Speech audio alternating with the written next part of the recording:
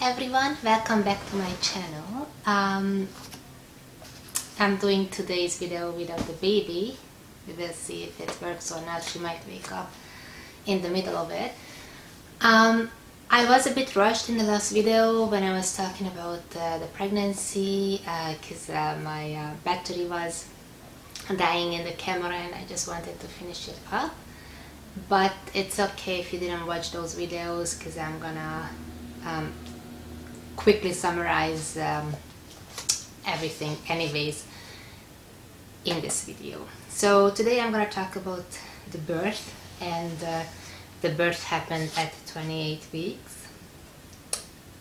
So let's summarize the warning signs from the pregnancy that I think if the doctors would have noticed those, maybe they could have prevented this preterm birth. Anyway, so as I was saying, I had just quickly summarize it. So quick bleeding, a short bleeding at 16 weeks for a couple of days, brown blood. At 20 weeks, my heart was hurting a lot, and that went on for about 3 weeks. My blood test, the genetic blood test, came back with a very high chance for Down syndrome, and that supposedly can also mean that the placenta is not working well. I did have my amniocentesis done, which proved that she doesn't have Down syndrome. But during the amnio they did an ultrasound and the baby was 2 weeks behind in her growth.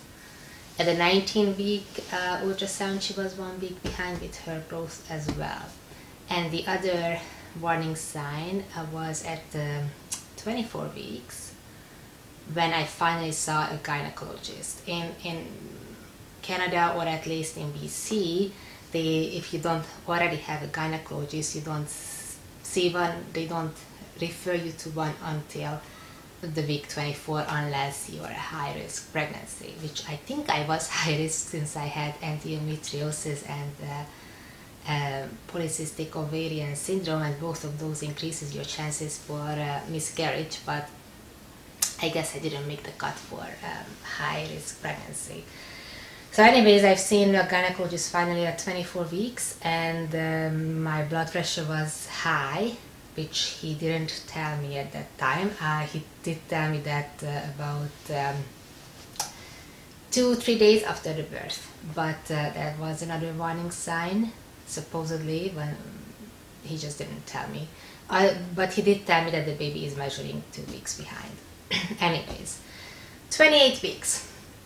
I actually had an ultrasound scheduled exactly at 28 weeks. So this is at 28 weeks, 0 days at the pregnancy, June 19th, 2017.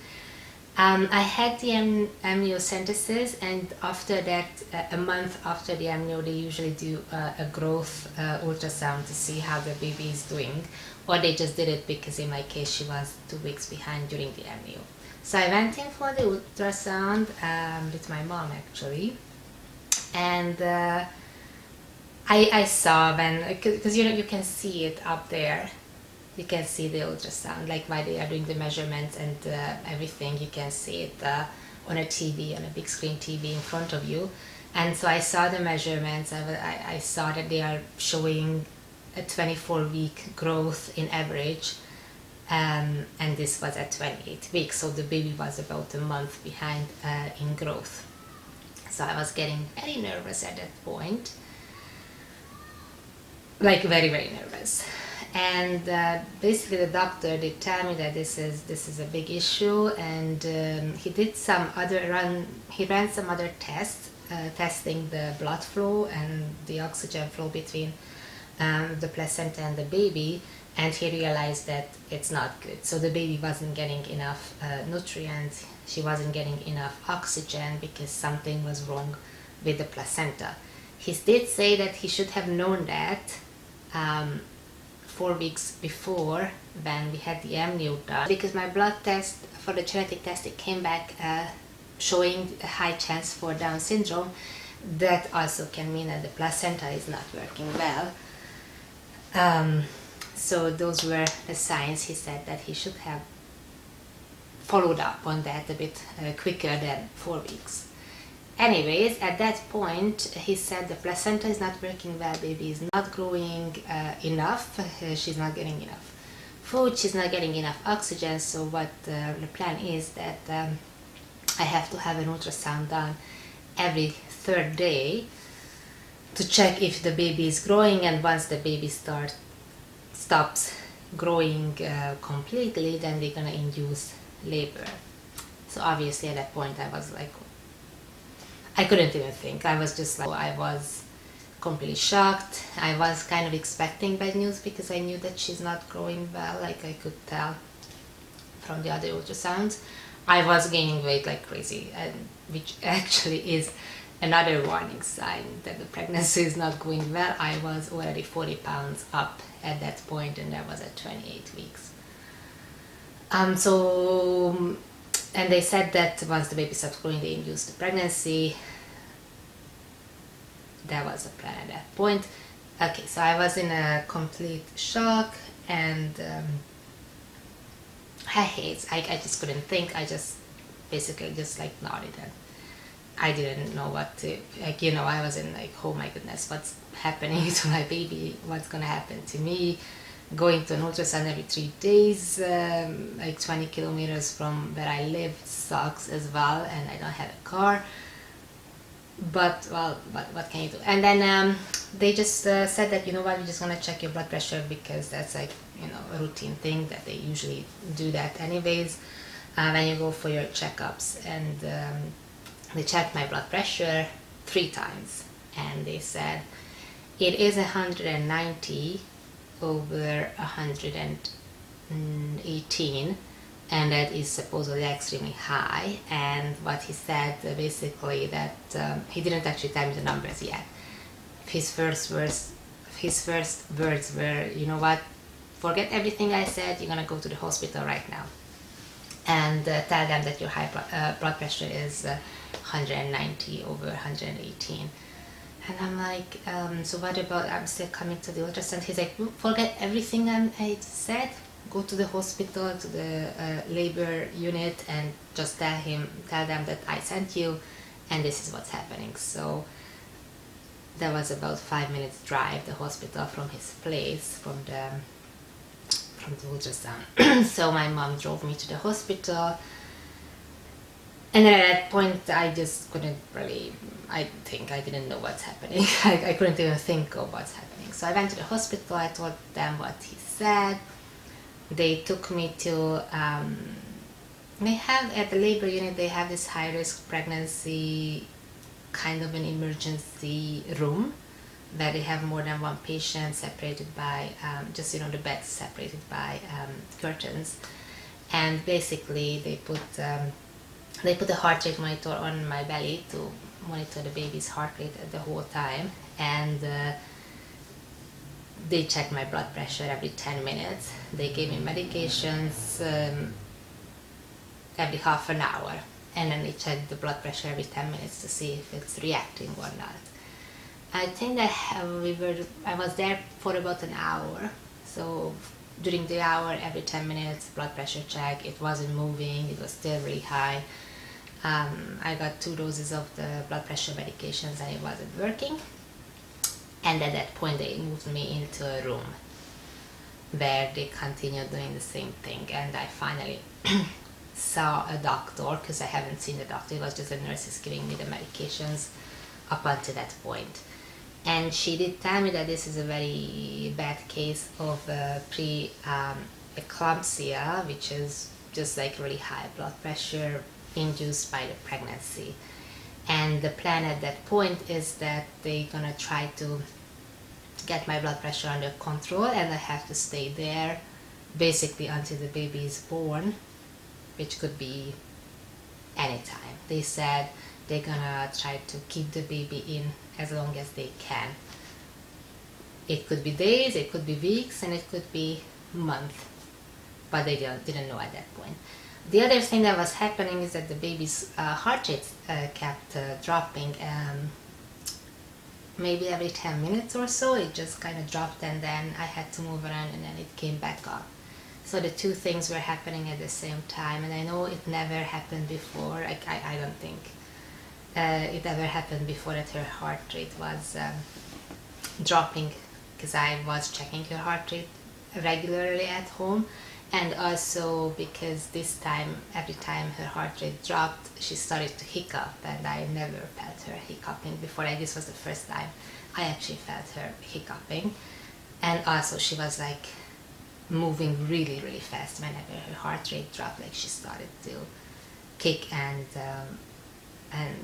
move around, like she was fighting, obviously, because her heart rate was dropping. Anyways, so I went into the hospital at 3 p.m. and at 8 p.m. my blood pressure was still not moving. I had the worst headache that you could ever imagine, which was a very bad sign, because with this high blood pressure during the pregnancy, they are scared that you're gonna get a stroke.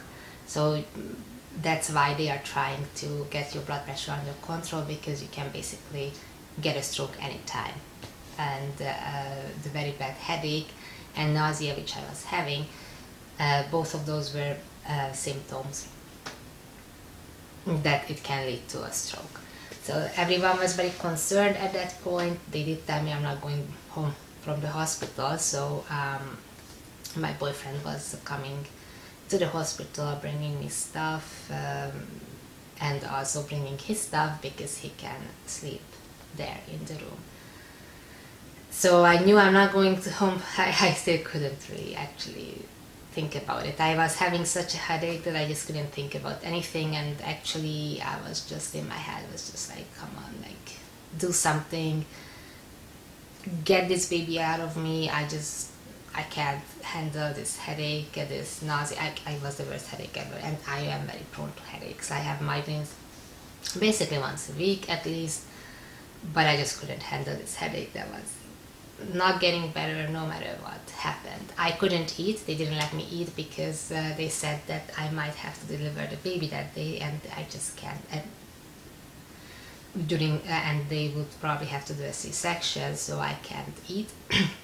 They didn't really let me drink either, but up until 8 o'clock, so for 5 hours, and then at 8 o'clock my blood pressure started to drop finally a little bit, and then they let me drink and they let me eat a bread, but it came back in 5 minutes, and once it came back, the blood pressure actually dropped too low, and it was below 100, because they were giving, like, every half an hour they were giving me a medication up until that point, and all the medication kind of just kicked in, and my blood pressure dropped like crazy. I was feeling extremely sick at that point, and then they were very worried because they said it's not good if the blood pressure drops so low either, because the baby is not used to the low blood pressure. So at that point they were trying to increase the blood pressure back up because of the baby, and also the baby's heart rate kept dropping still at that point. So it's been 5 hours, and the baby's heart rate is dropping every 10 to 20 minutes at that point.